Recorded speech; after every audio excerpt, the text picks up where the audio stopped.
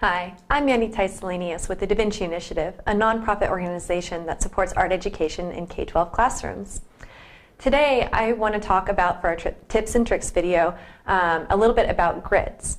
Now, it's common for people to ask me, wouldn't it be okay if I took my bark plate and I made a grid on top of it, a square grid, say an inch grid square, where it's divided in this way? Now, grids have been used throughout Western art for a variety of reasons. Most commonly, they're used to do something called point up a drawing, where they take an original drawing and they need to paint it much larger. They'll grid it, their cartoon, and use a grid to enlarge the painting for the final image.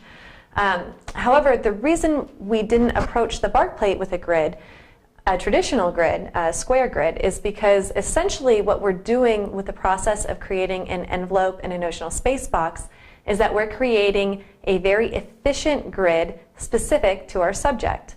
So in many ways, when we have our notional space box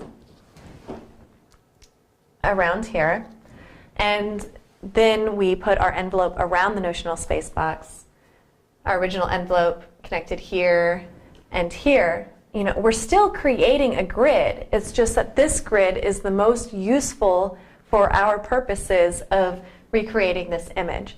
So when artists are working from life, so this is a master copy of somebody else's drawing, when we're looking from life, we're always trying to take in as much visual information as efficiently as possible.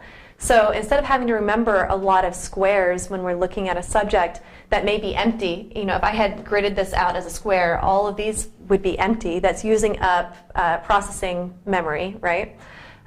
Instead, I'm only having to remember lines that are essential to my subject. So in the case of a bark plate, it's not that we're not using a grid, it's just that we're using an efficient, customized grid. Okay, so that's it for our tips and trick video today, and I look forward to seeing you in the next one.